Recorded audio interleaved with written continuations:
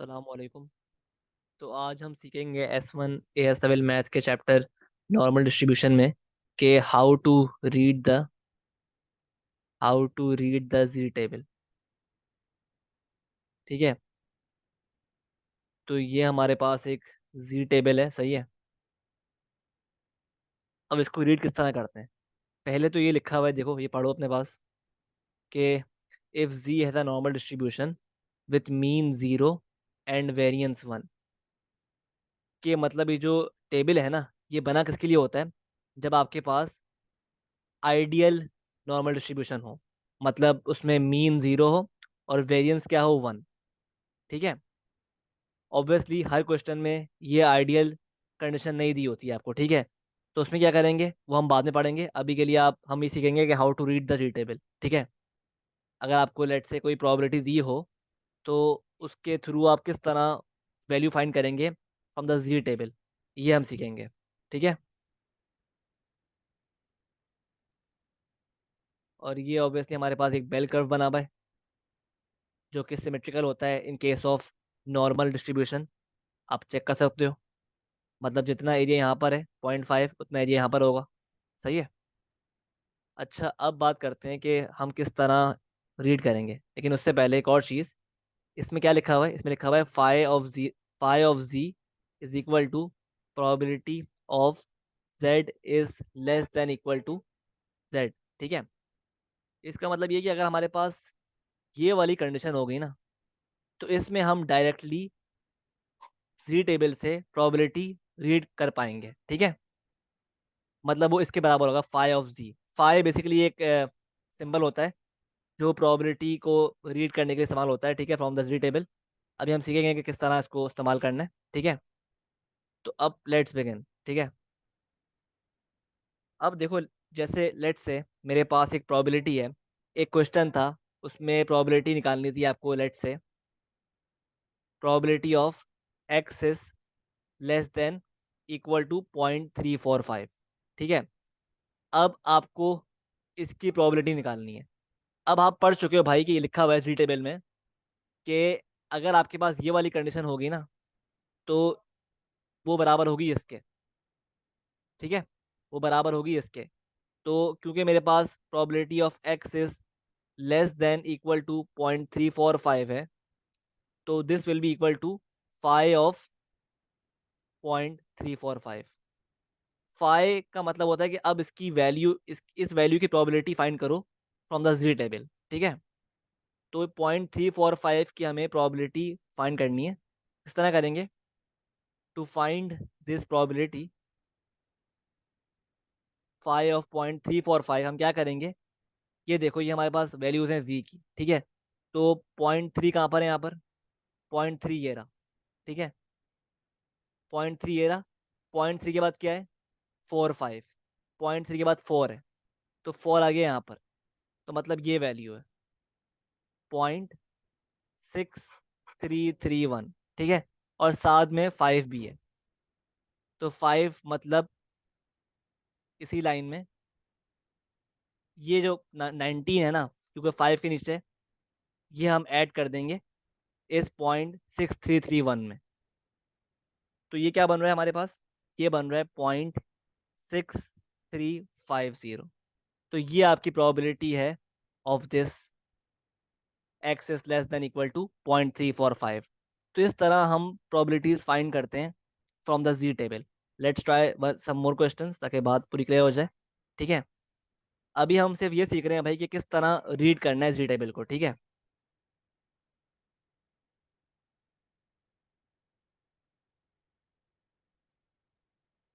तो let's say आपको एक और क्वेश्चन दिया हुआ है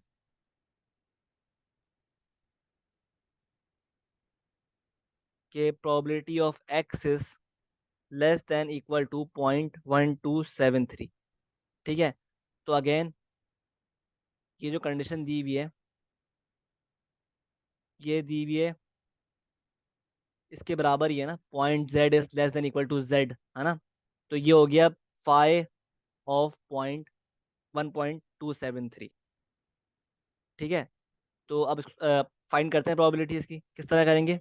1.2 है, तो 1.2 यहाँ पर है, 1.27, तो 7 ये रहा, तो 1.27 आ रहा है यहाँ पर,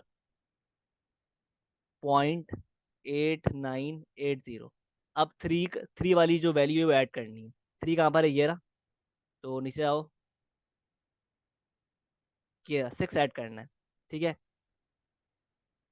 तो ये हो गया 0.8986, ये इसकी आ गई प्रोबेबिलिटी।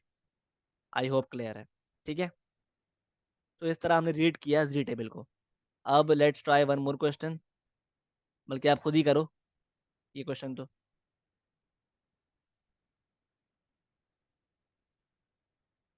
अब एक क्वेश्चन है आपके पास कि फाइंड करो प्रोबेबिलिटी ऑफ 5.0143। अब इसका मतलब क्या है कि प्रोबेबिलिटी मांग रहा है of X is less than equal to 0.0143। अच्छा, अब नॉर्मल डिस्ट्रीब्यूशन में चाहे इक्वल टू लगा हो या ना लगा हो, फर्क नहीं पड़ता। मतलब this might be equal to this as well, X is less than 0.0143, ठीक है। तो इस साइन से ना, इक्वल टू के साइन से फर्क नहीं पड़ता नॉर्मल डिस्ट्रीब्यूशन में, ठीक है।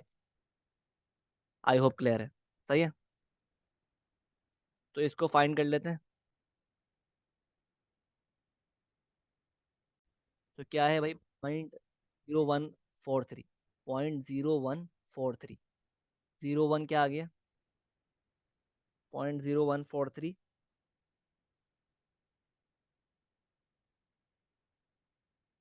0.00 है पहले तो 0.00 यहाँ पे आ गया, 0.00 ये आ गया, और वन, वन ये रहा, तो 0.5040, और उसके बाद आ रहा है 43, ठीक है। तो 4 आप ऐड कर लो, 4 ये रहा, तो मतलब 16, ठीक है। और इसके बाद 3 है, लेकिन क्योंकि यहाँ पर हमारे पास 3 डेसिमल वैल्यू तक ही हमारे पास जी टेबल में होता है, हम कर सकते हैं। तो आप एक काम करो, इसको 3 है ना, तो इसको आप सिंपली क्या कर लोगे, इग्नोर कर लोगे, ठीक है। मतलब बेसिकली इसको राउंड ऑफ कर दोगे आप, राउंड डाउन कर दोगे, ठीक है। तो हमने, ये हो गया 0.014 हो गया, ठीक है।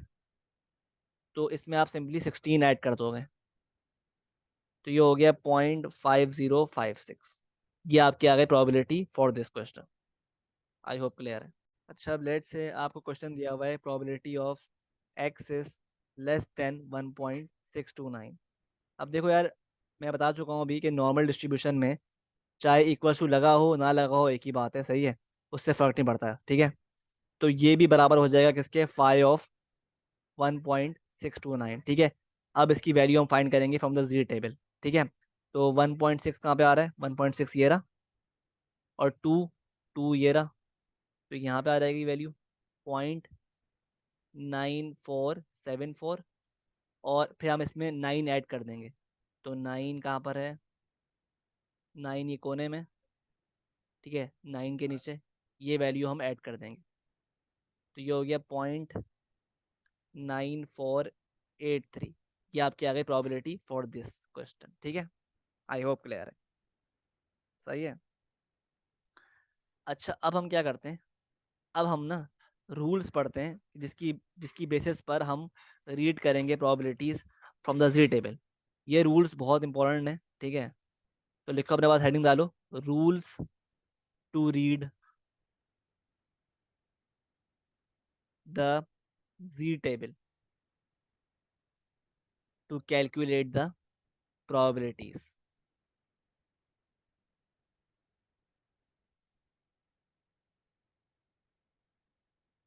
ठीक है। अब ये जो रूल्स है ना, ये बहुत इंपॉर्टेंट है, ठीक है। क्या आप ये बताएंगे कि आपको किस तरह जी टेबल को रीड करना होगा, और इससे किस तरह आपको प्रोबेबिलिटीज फाइंड करनी होगी, ठीक है। तो ये बहुत गौर से सुनो, ठीक है। तो रूल नंबर 1 क्या है भाई, कि प्रोबेबिलिटी ऑफ एक्स अगर लेस देन इक्वल टू ए हुई, ठीक है, इसका मतलब क्या होता है कि ये बेल कर्व है, ठीक है। और बेल कर्व में ये जो है पॉइंट ए होता है, पॉइंट ए है। तो probability of X is less than equal to a, मतलब ये पूरा एरिया रिक्वायर्ड है, है ना। तो ये हम पढ़ चुके हैं अभी कि ये बराबर होता है किसके, फाई ऑफ ए के। ठीक है, ये है रूल नंबर 1। सही है। अब जो ये फाई ऑफ ए है, इसका मतलब क्या है? इसका मतलब अभी डिस्कस किया था हमने, लेकिन दोबारा लिखवा रहा हूं, लिख लो अपने पास। It means the that read the probability, sorry, read the Z table and find the probability. ठीक है, एंड फाइंड द प्रोबेबिलिटी। ठीक है, ये इसका मतलब होता है कि आपको जी टेबल रीड करना होगा और उससे इसकी प्रोबेबिलिटी फाइंड करनी होगी। फाई ऑफ ए। सही है। अब आगे बढ़ते हैं, रूल नंबर 2 की तरफ मूव करते हैं। वो कहता है भाई probability of X is greater than a. ठीक है, क्या मतलब है इसका? इसका मतलब है कि बेल कर्व का कौन सा हिस्सा मांग रहा है। Let's see. तो ये ए है। ठीक है, तो अब की बार ये वाला हिस्सा मांग रहा है। Probability of X is greater than a. सही है। अब इक्वल्स टू लगाओ ना लगाओ, उससे फर्क नहीं पड़ता, क्योंकि ये नॉर्मल डिस्ट्रीब्यूशन है। सही है। तो आप मतलब क्या है, ये वाला रीजन रिक्वायर्ड है। सही है, पूरा। तो इसके लिए आप क्या करोगे? सही है, टू फाइंड दिस एरिया आप करोगे 1 माइनस, ये क्या था, ये क्या था, ये था फाइव फाइव ऑफ ए। तो ये निकालने के लिए आप कर दोगे 1 - फाइव ऑफ ए। क्लियर है? 1 - फाइव ऑफ ए। ठीक है, आई होप क्लियर है। ये है रूल नंबर 2। सही है। आगे बढ़ते हैं, रूल नंबर 3 की बात करते हैं। रूल नंबर 3 की बात करते हैं। अब रूल नंबर 3 देखो भाई, ये अगर probability of X is less than equal to -a हुई, तो उस केस में क्या होगा? Phi of -a। ठीक है, अब देखो भाई, फाई ऑफ -a किसके बराबर है? खुद चेक करो भाई, मेरे पास ये है, ये होता है बेल कर्व। ठीक है, इस तरह। अब ये बात ध्यान में रखो कि बेल कर्व जो होता है ना, वो होता है सिमेट्रिकल। मतलब अगर ये ए है तो ये होगा -a। ठीक है, तो ये 0 है। सही है। सही है। और ये हिस्सा बराबर होगा इस हिस्से के। ठीक है, लाइक वाइज। ठीक है, ये पूरा हिस्सा जो है बराबर होगा इस पूरे हिस्से के। ठीक है, क्यों? क्योंकि बेल कर्व सिमेट्रिकल है। सही है। अब बात करते हैं इस रूल की। ये रूल क्या बोल रहा है भाई? ये रूल बोल रहा है कि आपके पास ये बेल कर्व है और ये नेगेटिव ए है। ठीक है, तो कह रहा है probability of X is less than equal to -a। मतलब ये वाला हिस्सा मांग रहा है। ठीक है, और ये वाला हिस्सा बराबर है इस वाले हिस्से के, जो हम पढ़ चुके हैं पार्ट 2 में। तो बेसिकली इसको फाइंड करने के लिए भी हम क्या करेंगे? हम लगाएंगे formula 1 - probability of A. Clear है? सेम एज दिस, क्योंकि सेम एरिया फाइंड करना है। सेम एरिया फाइंड करना है। ठीक है, तो इन दिस केस भी हम क्या अप्लाई करेंगे? 1 - फाइव ऑफ ए। ठीक है, आई होप क्लियर है। ये था रूल नंबर 3। आगे बढ़ते हैं। अब आगे बढ़ते हैं, बात करते हैं रूल नंबर 4 की। सही है। रूल 4 क्या बोलता है कि अगर probability of X is greater then -a हुई, क्या मतलब है इसका? ये बेल कर्व है। ठीक है, और प्रोबेबिलिटी, और ये है नेगेटिव है, और probability of X is greater then negative है, मतलब ये पूरा रीजन रिक्वायर्ड है। ये पूरा एरिया रिक्वायर्ड है। तो ये पूरा एरिया बराबर है किसके? वी नो, पता है हमें भाई, ये बराबर है फाई ऑफ ए के। सही है, ये बराबर है फाई ऑफ ए के, जो हम पढ़ चुके हैं रूल नंबर 1 में। सही है। आई होप क्लियर है, ठीक है। तो ये बराबर किसके हो गया, फाई ऑफ ए के, ठीक है। आगे बढ़ते हैं, आगे बढ़ते हैं टू रूल नंबर 5। सही है। रूल नंबर 5 क्या बोलता है कि probability of A is less than equal to X is less than equal to B. तो क्या मतलब है इसका, कि ये बोल रहा है भाई बेल कर्व ये है, ठीक है। ये बेल कर्व है और ये ए है और ये बी है। सही है। ये बी है, ठीक है। तो कह रहा है कि ये एरिया निकाल के दो, probability of X is greater than A and less than B, मतलब ये वाला एरिया रिक्वायर्ड है, ये वाला एरिया मांग रहा है। तो ये एरिया निकालने के लिए हम क्या करेंगे, ये एरिया निकालने के लिए पहले हम ये पूरा एरिया फाइंड करेंगे और इस पूरे एरिया में से ये पूरा एरिया माइनस कर देंगे, ठीक है। तो मतलब पहले हम ये पूरा एरिया फाइंड करेंगे। क्या होगा ये एरिया पूरा, ये हो जाएगा phi of B, phi of B. सही है। और इस पूरे एरिया में से माइनस कर देंगे ये पूरा एरिया जो कि है फाई ऑफ ए। क्लियर है। तो ये आपकी प्रोबेबिलिटी आ जाएगी ऑफ दिस कंडीशन। तो ये है रूल नंबर 5। आगे बढ़ते हैं, रूल नंबर 6 की बात करते हैं। अगर आपको दिया हो probability of minus A is less than equal to X is less than equal to B, तो ये किस तरह फाइंड करेंगे कि प्रोबेबिलिटी, और ये बेल कर्व है और ये है नेगेटिव है और ये है बी। सही है। तो क्या बोल रहा है, कह रहा है भाई आपको बेसिकली ये पूरा एरिया फाइंड करना है। तो ये निकालने के लिए आप क्या करोगे, इस पूरे एरिया में से ये एरिया माइनस कर दोगे। तो पहले हम निकालते हैं ये एरिया, पूरा एरिया जो कि आएगा फाई ऑफ बी से, और इसमें से हम माइनस कर देंगे ये वाला एरिया जो कि है फाई ऑफ नेगेटिव ए। सही है। और हम पढ़ चुके हैं कि ये जो एरिया है ना, ये जो एरिया है, ये क्या होता है, ये बराबर होता है किसके, ये बराबर होता है 1 फाई के, ठीक है। तो अगर इसको आप थोड़ा सिंप्लीफाई करो तो ये क्या बन जाएगा, phi of b -1 plus phi of a, ठीक है।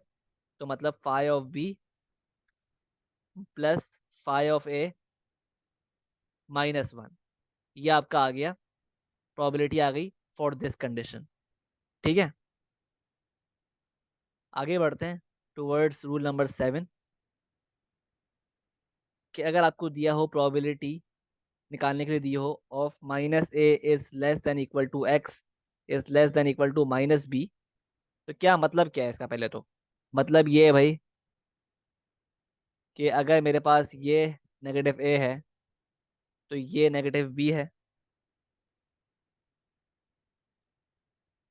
नेगेटिव बी है। सही है। और हमें चाहिए area between these two numbers, ठीक है। ये एरिया रिक्वायर्ड है। तो ये निकालने के लिए आपको पहले ये फाइंड करना पड़ेगा एरिया जो कि आएगा फाई ऑफ नेगेटिव बी से, और इस एरिया में से माइनस करना पड़ेगा ये एरिया जो कि आएगा फाई ऑफ नेगेटिव ए से। तो फाई ऑफ नेगेटिव बी जो होगा ना वो क्या हो जाएगा, वो हो जाएगा 1 - फाई ऑफ बी, और फाई ऑफ ए जो है ना वो हो जाएगा 1 - फाई ऑफ ए। तो ये इसको खोल दो आप, 1 - phi of b -1 plus phi of ए।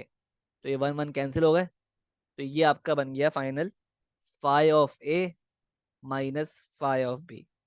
ये आपका, तो आपकी प्रोबेबिलिटी है फॉर दिस कंडीशन, ठीक है। आई होप क्लियर है। तो ये था रूल नंबर 7। आगे बढ़ते हैं टूवर्ड्स रूल नंबर 8।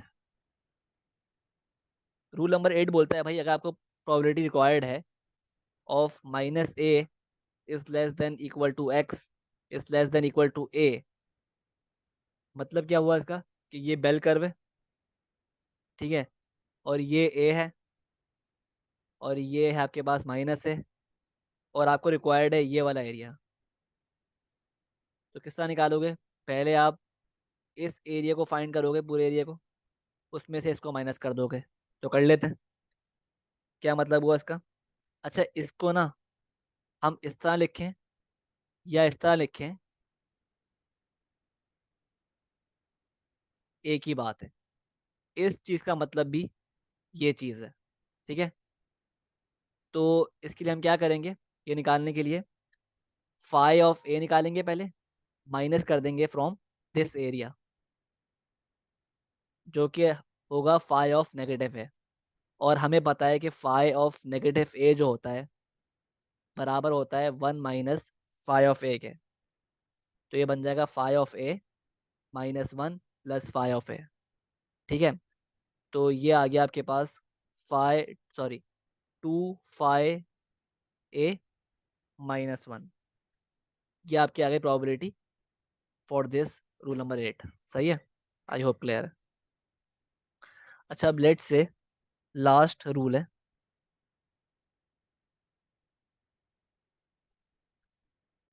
अच्छा, अब लेट से आपको दिया हुआ है प्रोबेबिलिटी ऑफ एक्स निकालनी है, ठीक है। तो अगर आपको दिया हुआ है probability of modulus X is greater than a, तो इसका मतलब है कि ये मांग रहा है probability of X is less than a, negative है, and X is greater than a. सही है। तो क्या मतलब इसका बेल कर्व पे, तो बेल कर्व पे हम इसको इस तरह शो करेंगे कि ये अगर ए है और ये नेगेटिव ए है, तो ये मांग रहा है ये वाला एरिया और ये वाला एरिया, ठीक है। तो हम किस तरह निकालेंगे, हम ऑब्वियसली पहले हम इसको निकालेंगे। नहीं, ऑब्वियसली हम क्या करेंगे इसके लिए, हम इस पूरे प्रोबेबिलिटी में से, इस पूरे एरिया में से जो कि 1 है, हम पढ़ चुके हैं, ये पूरा 1 है ना एरिया, इसमें से इस एरिया को माइनस कर देंगे। और ये एरिया क्या था, हम निकाल चुके हैं ऊपर, ये एरिया था हमारे पास 2 फाई ऑफ ए -1, ये था हमारे पास, ठीक है। तो हम क्या करेंगे, वन में से